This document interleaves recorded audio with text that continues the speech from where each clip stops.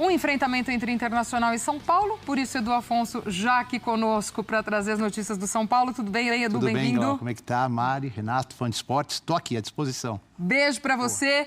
E o Gustavo Berton também conosco neste papo em Criciúma, local desta partida, palco desta partida onde o Internacional vai ser mandante. Tudo bem, Berton? Seja bem-vindo aqui ao nosso Sport Center. Também já pode chegar com as suas primeiras informações daí, amigo. Oi, Glaucia, beijo pra você, abraço pra todo mundo, especial aí no Edu. Pois é, já falamos aqui de Criciúma, né, em frente ao estádio Heriberto Rilse.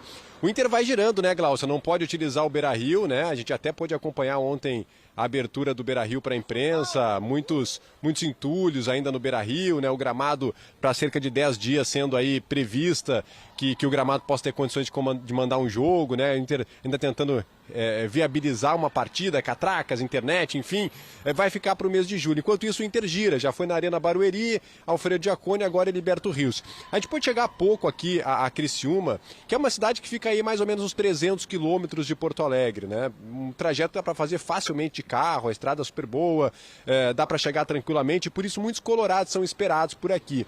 A gente já pôde ver venda de camiseta na esquina, né? As camisas do Internacional, bandeira, o pessoal já se mobilizando para o jogo e alguns colorados já andando pela cidade. 18 mil pessoas são esperadas aqui no Heriberto Rilse para acompanhar essa partida do Internacional contra o São Paulo.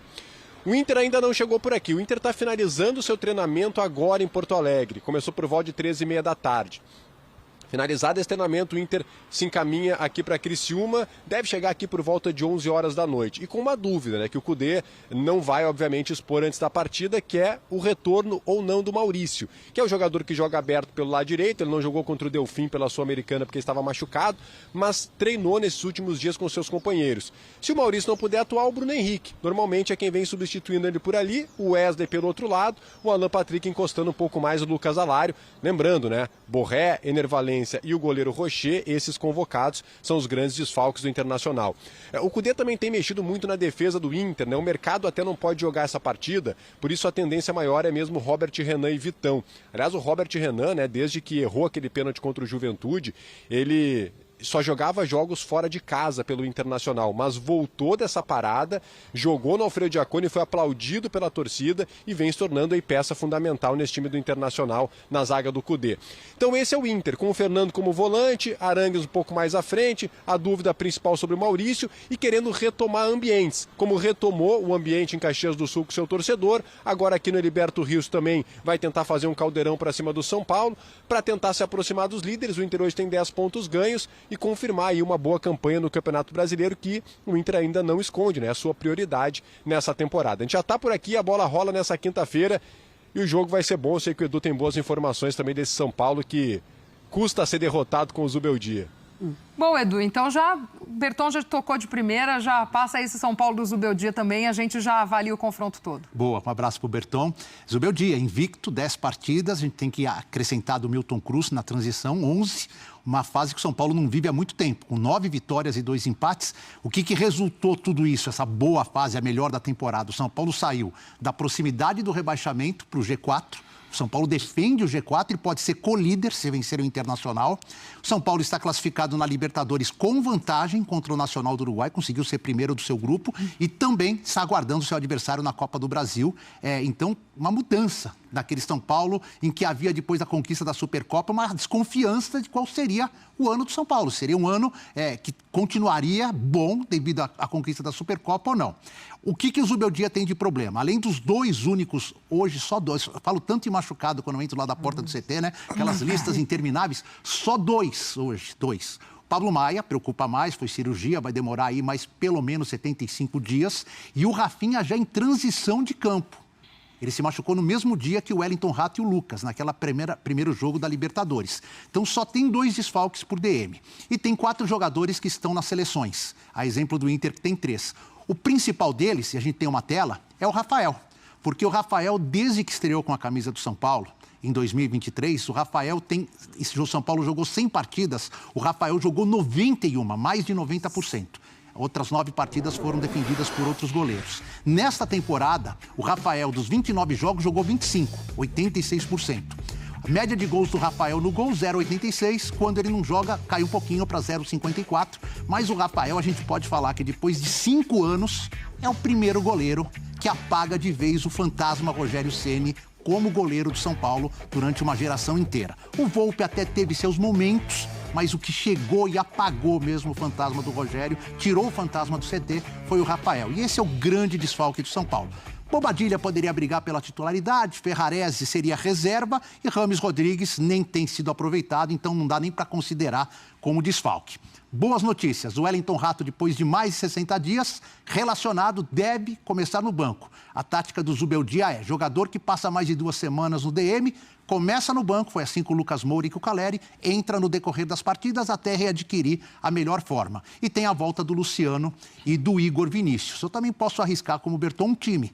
Jandrei no gol, Igor Vinícius, o Arboleda, que foi a grande ausência na Copa América, não foi convocado, bom para o São Paulo, Alan Franco e o Wellington, meio de campo o Alisson e talvez aí uma dúvida, o Luiz Gustavo ou o Galopo, a linha de 3 ali atrás do Caleri com o Luciano, com o Lucas Moura, com o Luciano e provavelmente com o Nestor e o Caleri na frente. Time bem forte do Zubeldia para defender a invencibilidade e para poder, quem sabe, ser co-líder do Campeonato Brasileiro. E uma notícia de bastidor importante, o Michel Araújo, que não é um titular absoluto, mas é um jogador bem importante para todos os técnicos que lá passaram desde a chegada dele, Dorival, Carpini e agora o Zubeldia, renovou o contrato antes da partida da equipe para Criciúma até 2027. Então, São Paulo garante a permanência do Michel Araújo no grupo, que é uma boa pedida, um jogador assim que, taticamente, tem tido sua importância bem grande, joga em várias posições, quebra muitos galhos, até de lateral esquerdo tem jogado.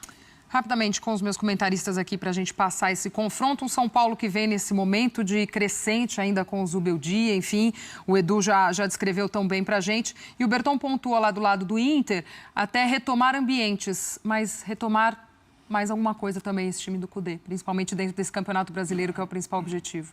Se espera muito desse Inter, muito. É óbvio que tudo que aconteceu com o Rio Grande do Sul nos tira um pouco. Para mim, o Inter, em condições normais, esportivas, porque quando você tem que jogar no Heriberto Russo, você já não está jogando na sua casa, você tem uma perda técnica e esportiva. Não tem como falar que é igual, cara, que os clubes gaúchos não foram prejudicados, ponto. Mesmo assim, pelo que investiu o Inter, pela qualidade que tem no elenco, apesar dos desfalques importantes, eu acho que é o momento de se afirmar. Porque é um time que nunca embala, né? A gente está falando de um São Paulo que está embalado.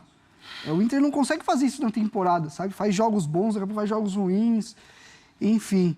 E vai ter que provar isso contra um dos times que mais cresceram, se a gente pegar o início da temporada até aqui, né? São Paulo mudou da água para o vinho, é um time organizado, é um trabalho ainda com uma margem pequena de análise, a gente tem que sempre também tomar um pouco de cuidado. Foi um acréscimo muito grande o que o Zubeldia fez, ele rompeu muita coisa, o time realmente está organizado e tem jogado bem, mas ainda é um recorte pequeno. Então vai ser um jogo bem legal, cara. Eu queria esse jogo em condições normais para o Inter. Aí seria um teste mais legal para a gente assistir em condições normais, inclusive com os convocados, que é um absurdo, né? Esse negócio das equipes ter que perder jogadores, depois a gente vai falar do Flamengo também, enfim. Porque acho que o Berton pode até trazer para a gente ao longo da nossa programação, não necessariamente hoje. Eu fico na dúvida quando que o Cudê ele teve o time completo ideal do Inter nessa temporada. Porque ele perde por um tempo o Alan Patrick, ele perde por um tempo o Ener Valencia, e agora a possibilidade de ter o Maurício de volta. Se a gente olha no papel ali, o Inter ele já era muito bom e ele fez um mercado muito interessante, né? Então ainda a gente fica na expectativa de nosso time completo, a sequência, o que o Inter pode conquistar. Eu acho que vem de jogos difíceis na Sul-Americana, de desempenho, mas vitória mais importante do que o desempenho por conta de classificação, por conta de tudo que passou. O São Paulo também, né, uma vitória difícil contra o Cruzeiro, mas tão importante para manter essa sequência. E eu acho que, além de tudo, esse clima, né, porque as coisas estão acontecendo para o São Paulo. Assim, é impressionante a identificação e o que o Zubeldia trouxe no sentido de espírito esportivo, mesmo e competitivo, para esse grupo. Então, vai ser um jogo bem interessante. Tchau, nosso beijo aqui para o Berton, que trouxe para a gente... Domingo, né, o Química Arena, Corinthians e São Paulo. Para mim, o São Paulo é favorito. Pela bola, sim. São Paulo joga amanhã ainda, né, Abel? São Paulo tem um jogo em Criciúma contra o Internacional. Esse fator pode influenciar, porque o Corinthians vai ter 2 dias a mais de descanso. Corinthians jogou na terça, ontem, o São Paulo vai jogar na quinta. Fato. Em Criciúma. Em Criciúma. E depois eles vão jogar no domingo. Então, isso aí pode influenciar a favor do Corinthians. Mas assim, vamos dizer, os dois times inteiros, bem fisicamente, tarará. Para mim, hoje, em qualquer estádio, o São Paulo é favorito. Bola por bola, sim. Mas um clássico não é só isso, né? O clássico tudo muda, a gente sabe. Tudo. Quantas vezes a gente já viu o time que está muito melhor leva uma paulada no clássico? Os confrontos recentes, até surpreendentemente, porque tem essa ideia geral de que o Corinthians tem mais sorte contra o São Paulo, principalmente quando joga em casa. Nos confrontos recentes, o São Paulo tem sido melhor. Não só nos resultados, mas também na bola. Pega os últimos Corinthians Nesse e clássico, São Paulo. o fato, apesar do último São Paulo ter quebrado o tabu, mas nesse clássico especificamente, nos últimos não sei quantos anos, 8, 10, o fator casa tem sido muito determinante, né? Para os dois lados. Tanto que o São Paulo... Corinthians ganha pouco no Morumbi e o São Paulo ganha pouco na Neoquímica. Uma em Itaquera, né? Foi, esse ano. Esse ano. Mas aí, até essa necessidade, esse barulho, esse peso, isso pode dar uma outra postura para o time do Corinthians. O Corinthians tem que correr atrás de uma superação. Porque time por time, hoje o São Paulo é um time muito mais, não digo pronto, mas em um bom processo, um processo adiantado do que o do Corinthians. Isso não tem dúvida nenhuma. E o Corinthians vai ter uma baixa para o domingo, que é uma baixa sentida. O Rodrigo Garro ontem recebeu o 3º cartão. O Garro está suspenso. E o Gustavo Henrique também. E o Gustavo Henrique é expulso, né? O Garro pro Corinthians é o jogador que faz, entre aspas, o time jogar. Né? Já e não até tem em alguns Romero, momentos, né, porque, prof? Porque aí o Igor vai ter que ir para dele. Imagino que o Coronado vai ficar no time. Eu não tinha prestado atenção nisso, que foi O Garro tomou o 3º cartão. Amarelo. É um Garro e desfalque, Gustavo Henrique suspensos. É um desfalque sentido. E o Garro... Gustavo Henrique vai jogar quem? Caetano? Deve ser o Caetano. Então, porque justamente são os dois setores, né? Considerando que tem um efeito dominó aí em relação ao Romero, são os dois setores que a Copa América desfalca o Corinthians. Porque, por exemplo, não vai jogar o Garro, aí você pensaria naturalmente, joga o Coronado e o Romero na frente. Só que o Romero não está. Está na Copa América. Gustavo Mosquito. Vai jogar o Mosquito. Deve ser o Mosquito. É a melhor opção, né? É a melhor opção. Se ele quiser continuar com um jogador aberto pela direita, né? Mas tem alguma outra opção, se não for o Mosquito? Ele pode tentar o Giovani. Só se ele pôr o Giovani. Ou se quiser um jogador a mais no meio campo, seria talvez o Fausto Vera. Pode trazer Fausto Vera, hein? Trazer o Yuri para a direita e botar o Pedro Raul. Não. Aí, esquece isso daí. Por que esquece? Ele já fez isso durante a temporada, não ficou indignado. Mas o Fausto Vera... Eu não acho que é a melhor opção, não. Mas ele tem essa opção no elenco. A questão do que eu estou colocando isso Fausto Vera pode ser também, não pode? Pode ser. Há uma limitação de quantidade de jogadores no elenco. Então, você assim, no primeiro momento, o que todo mundo pensou aqui foi Gustavo Mosquito ou Silva, pela direita. Sim. Ok. Mas não quer fazer isso. Então, você vai ver. Quais são as outras opções que tem Pode ser o Vera. a essa altura? O Vera é diferente, que o Vera é um volante. Então, você vai ter um jogador mais de contenção por aquele lado. Não é uma ideia, não, para jogar contra o São Paulo, hein? Pode ser uma alternativa, mas para não mexer... de novo?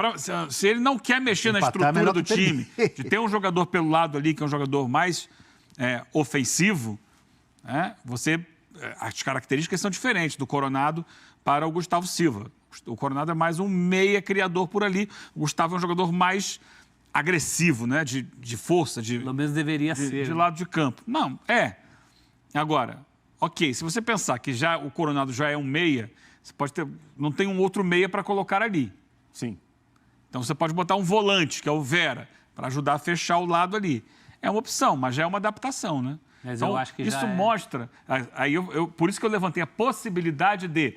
vamos manter aqui um atacante, traz aqui, porque a gente já viu ele fazer isso. O Pedro Raul fica mais... O Yuri para a direita. E o Yuri Alberto mais aberto. E o Pedro Raul mais centroavantão ali. Que é a dele, né? Eu acho que o momento... E o Yuri traz. Mas não acho que vai ser também uma opção dele, não, tá? Estou colocando aqui como possibilidades que ele tem dentro das poucas opções que o elenco do Corinthians permite hoje aí.